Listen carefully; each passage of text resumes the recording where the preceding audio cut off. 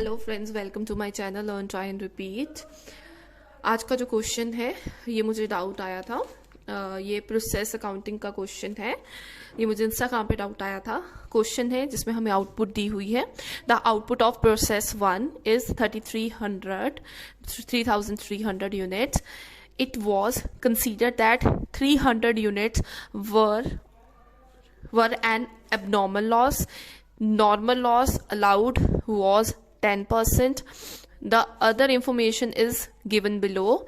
हमें direct material given है, direct wages given है, ओवरहेड गिवन है और वेस्टेज रियलाइज्ड गिवन है and you are required to prepare the process account. तो सबसे पहले मैं इसका एक फॉर्मेट बना लेती हूँ।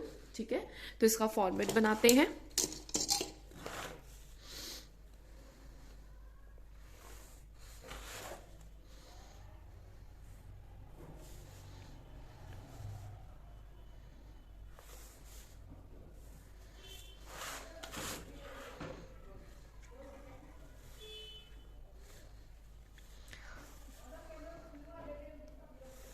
Amount, rate,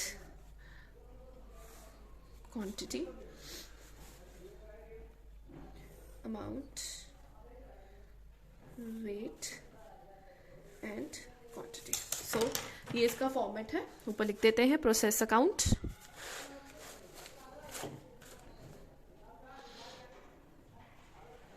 process account. तो यहाँ पे सबसे पहले आप लिखोगे पर्टिकुलर्स। सबसे पहले यहाँ फिर क्वांटिटी आएगी तुम्हारी, यहाँ रेट आता है और यहाँ पे अमाउंट, और इधर भी particular, quantity, rate, amount.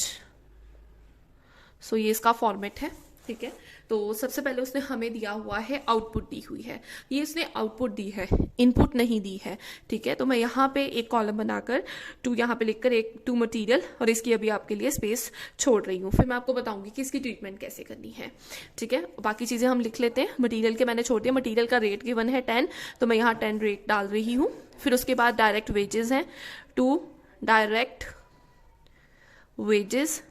Wages हैं 6000 की, तो सीधा अमाउंट के कॉलम में हम लिखेंगे 6000। और हमें ओवरहेड गिवन है 2 ओवरहेड हमारे 4000 है। 4000 यहाँ पे डायरेक्ट आ जाएंगे। ठीक है, और उसने कहा है वेस्टेज रियलाइज दिया हुआ है। ठीक है, तो सबसे पहला काम जो मैं आपको यहाँ पे सिखाऊंगी वो है कि आपने अपनी आउटपुट गिवन है तो इनपुट कैसे फाइंड आउट करनी है। ठीक है, सो यहाँ पे शुरू करते हैं। इसका वर्किंग नोट बनाना शुरू करने लगी हूँ। मैंने काफ़ी स्पेस छोड़ी है। ठीक है, तो यहाँ पे इसका वर्किंग नोट बनाते हैं। Working notes. ठीक है, तो यहाँ पे सबसे पहले क्या करोगे, इसके लिए आप पहले अज्यूम करोगे। ठीक है, आप अज्यूम कर लो let input equal to x, क्योंकि आपको इनपुट गिवन नहीं है, आप उसको एक्स लेट कर सकते हो। ठीक है, अब हमें कुछ एबनॉर्मल लॉसेस गिवन है, कुछ हमें नॉर्मल लॉसेस गिवन है। अगर मैं कहूँ कि आउटपुट निकालनी है, ठीक है, आउटपुट हमें चाहिए। आउटपुट किसकी इक्वल होती है, जो हमारी इनपुट है। ठीक है, इनपुट में से हमें क्या माइनस करना पड़ेगा, हमारे नॉर्मल लॉस। ठीक है, और माइनस करने पड़ेंगे एबनॉर्मल लॉस। Abnormal loss. ठीक है, ये हमें माइनस करना पड़ेगा। अब हम क्या करेंगे, इसके लिए हमने इनपुट को एक्स सेलेक्ट कर लिया, हमें आउटपुट गिवन है 3300। आउटपुट हम यहाँ लगा देंगे 3300। इनपुट को हमने लेट कर लिया एक्स, तो वो एक्स लगा देंगे। नॉर्मल लॉस हमें गिवन नहीं है, वो मैं आपको बताती हूँ कैसे होगा। और एबनॉर्मल लॉस आपको गिवन है, वो है 300 यूनिट्स का, तो मैंने यहाँ पे -300 भी कर दिया। ठीक है, अब मैं आपको यहाँ बताती हूँ कि नॉर्मल लॉस कैसे आएगा। नॉर्मल लॉस का कैसे करोगे, क्योंकि अब हमें उन्होंने कहा था कि जो नॉर्मल लॉस है वो 10% है। तो अब हमें नहीं पता कि हमारी इनपुट क्या है, बट हमें इनपुट ये तो पता है ना कि हमने एक्स लेट की है, हम इसका 10% कर देंगे। ठीक है, तो हम इसको ले लेंगे 10x/100। तो ऐसे ही यहाँ पे हम ले लेंगे 10x/100। ठीक है। अब उसके बाद आप क्या करोगे, 3300 में ये माइनस वाली फिगर यहाँ आकर प्लस हो जाएगी 300, और इस वाली का जो ये रिमेनिंग है इसका आप एलसीएम ले लोगे। सो मैं यहाँ ले रही हूँ 100, इसके नीचे कुछ नहीं है तो ये 100x हो जाएगा माइनस 10x हो जाएगा। अब इसका आगे ट्रीटमेंट करने लगी हूँ तो 3300 प्लस 300 आपके पास आ जाएगा 3600 इज इक्वल टू, और यहाँ पे 100 माइनस 10 इज 90, तो हम यहाँ लिखेंगे 90x ओवर 100। ठीक है, तो इसको क्रॉस मल्टीप्लाई कर लेते हैं तो ये हो जाएगा उधर जाकर 360000। ठीक है, तो ये हो जाएगा 3,60,000 इक्वल टू 90x। तो जब हम इसको करेंगे डिवाइड तो आपके पास आएगा 4000। तो x क्या है आपका 4000, और x आपने क्या अज्यूम किया था, इनपुट। ठीक है, सो ये मैंने आपको छुड़वाया था, यहाँ पे मैं वो फिल करूंगी, 4000 है मेरी इनपुट, तो हम इनपुट मटेरियल के आगे लिखेंगे 4000। तो 4000 की थी, 10 रुपीज पर यूनिट का रेट था, तो यहाँ पे क्या आ जाएगा 40,000 रुपीज। आई होप ये यहाँ तक क्लियर हो गया आपको। अब नेक्स्ट स्टेप हमारे पास आता है कि अब हमने अपने देखने हमें क्या नॉर्मल लॉस थे। नॉर्मल लॉस क्या था हमारा, अब हमें नॉर्मल लॉस के लिए हमने यहाँ पे ये अजम्पशन दी थी, हमने यहाँ पे ये कहा था कि x का 10% करेंगे, तो ठीक है अब वही कर लेते हैं।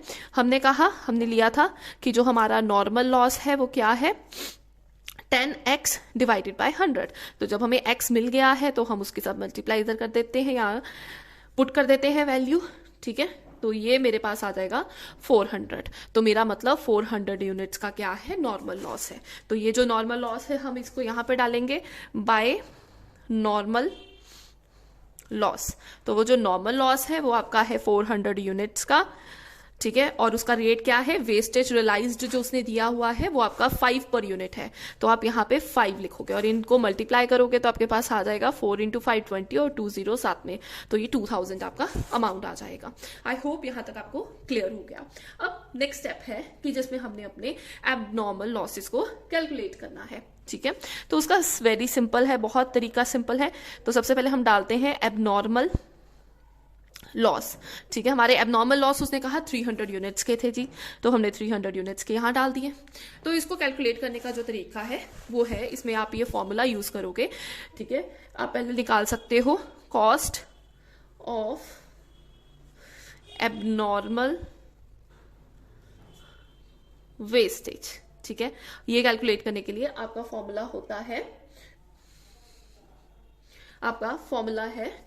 आप इसके लिए जब आपने कॉस्ट उसकी निकालनी है, आपने क्या करना है, पहले कॉस्ट पर यूनिट लेना है, फिर इनटू उनके यूनिट्स के साथ मल्टीप्लाई कर दोगे।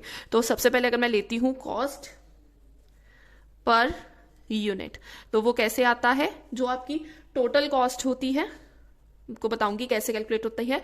टोटल कॉस्ट है, आप उसमें से माइनस कर देते हो वैल्यू ऑफ नॉर्मल लॉस। ठीक है, और इस पूरे को आप डिवाइड कर देते हो जो आपके यूनिट्स थे, टोटल यूनिट्स ले सकते हो या यूनिट इंट्रोड्यूस या टोटल यूनिट्स लो इसको। ठीक है, यूनिट्स जो टोटल वाले आपके हैं उसमें से आप माइनस कर दोगे अपने नॉर्मल लॉसेस को, नॉर्मल लॉस यूनिट्स को। ठीक है, तो उसको उसमें से माइनस कर दोगे। अब ये यूनिट आएगा, per unit cost per unit आएगी।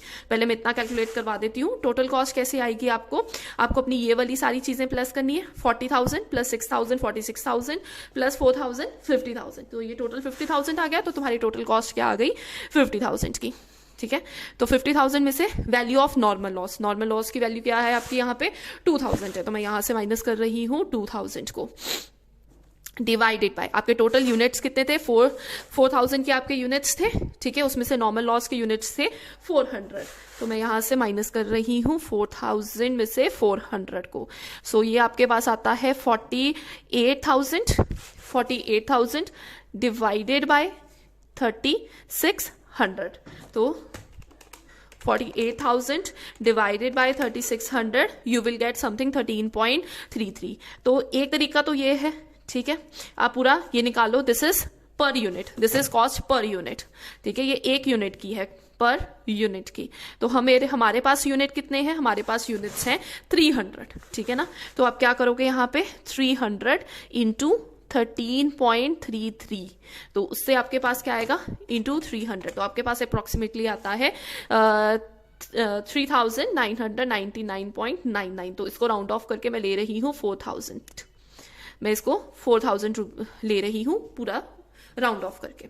सो दिस इज माई 4000, तो ये 4000 आप यहाँ पे मेंशन कर दोगे एबनॉर्मल लॉसेस के आगे। सो यहाँ तक नॉर्मल लॉस हो गया, एबनॉर्मल लॉस भी हो गया, ठीक है, मटेरियल का भी हो गया। अब हमारा लास्ट स्टेप क्या है इसमें, इस वाले में आप यहाँ पे डालोगे बाय, जो आपका जो रिमेनिंग है वो आपके नेक्स्ट प्रोसेस में जाएगा, ठीक है, by transfer to next process, ठीक है। तो जो नेक्स्ट प्रोसेस में आपने ट्रांसफर करना है, अब उसके लिए हम क्या करेंगे, हमें क्या बताया है कि हमारे लास्ट यूनिट कितने बचे थे, और अगर आप देखते भी हो 4000 माइनस 400 माइनस 300 तो आपके पास आएगा 3300, ठीक है। अब आपको रेट नहीं पता है इस केस में, ठीक है, तो इसको रेट निकालने का सेम प्रोसीजर ये वाला ही आप फॉलो कर सकते हो, ठीक है। बट उससे सिंपल मैं क्या बताऊंगी कि चाहे आप इसको इस वाले क्वेश्चन के लिए आप इसको चाहे बैलेंसिंग फिगर ले सकते हो, ठीक है। तो दूसरा तरीका क्या है कि आप ये जो आपका है क्योंकि हमारा कॉस्ट जो है वो हमें पता है, दिस इज कॉस्ट 13.33, तो आप क्या करोगे, अब ये इसके लिए आप सिंपल कर सकते हो, या तो अपना 3300 को मल्टीप्लाई कर दो 13.33 से। तो अगर मैं 13.33 को मल्टीप्लाई करती हूँ 3300 के साथ, तो मेरे पास आता है ऑलमोस्ट 43989, तो ये अप्रोक्सीमेटली ये आ जाता है आपका 44,000, ठीक है। 2 का डिफरेंस आप ले सकते हो 44,000, क्योंकि मैंने सारी पॉइंट्स वाली फिगर पूरी नहीं ली है, और 44,000, और अगर आप बैलेंसिंग फिगर भी लेते हो तो भी आपकी 44,000 आएगी, क्योंकि इसका टोटल 50,000 है, 50,000 में से 6,000 करे तो यहाँ पे भी आपका 44,000 ही टोटल आएगा। तो एंड में आपने क्या करना है, इन सबको क्लोज कर देते हैं अब यहाँ पे, और इनके अमाउंट्स लिख देते हैं, ठीक है। तो ये आपका आएगा 4000 यूनिट्स यहाँ पे भी पूरे हो गए, और 4000 यहाँ पे भी पूरे हो गए, और ये हो गया आपका 50,000 का अमाउंट, और यहाँ पे भी आ गया आपका 50,000 का अमाउंट, ठीक है। अब एक और चीज़ है इसमें जो ऐड करनी ज़रूरी है, जब हमारा ये एबनॉर्मल लॉस आया है उसके लिए हमें एक और अकाउंट बनाना पड़ेगा, वो अकाउंट का ट्रीटमेंट भी मैं आपको करवा देती हूँ। तो उसमें आप पहले बनाओगे एबनॉर्मल अकाउंट। सो इस एबनॉर्मल अकाउंट के लिए आपने क्या करना है, सबसे पहले जो आपका प्रोसेस में से आया है, ठीक है, जो प्रोसेस का आपका प्रोसेस के केस में आपका एबनॉर्मल लॉस था 300 यूनिट्स पर 4000 का अमाउंट बन रहा था, पहले तो आप उसको ही कैरी करोगे, ठीक है। तो इसका भी मैं एक पहले फॉर्मेट बना देती हूँ।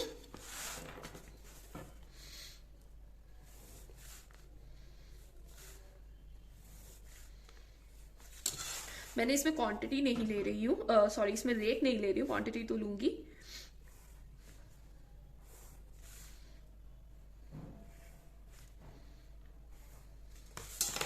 सो ये मेरी पर्टिकुलर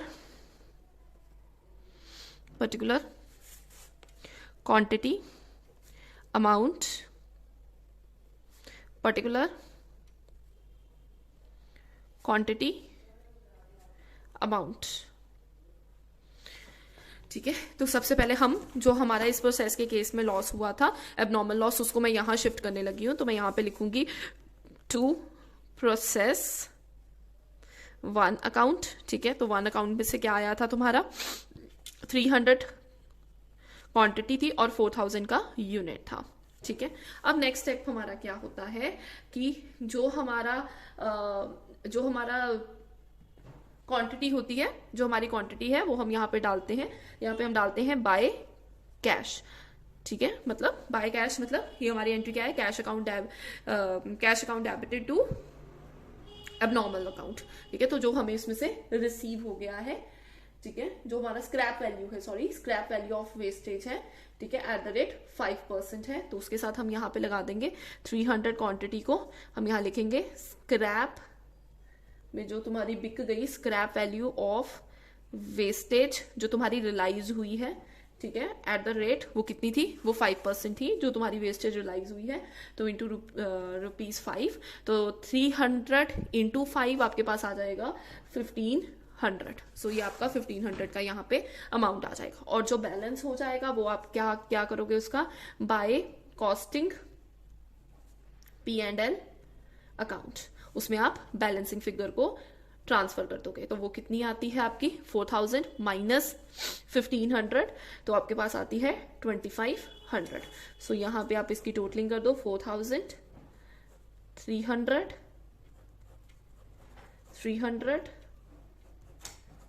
4000। सो ये फुल फ्लेज क्वेश्चन है। आई होप आपको ये समझ आया हो प्रोसेस कॉस्टिंग का। और अगर आपको इसके रिलेटेड कोई भी डाउट है या ऐसे किसी क्वेश्चन में डाउट है तो आप कमेंट सेक्शन में ज़रूर बताएं और मेरी वीडियो को लाइक करना मत भूलें और subscribe my channel. Thank you.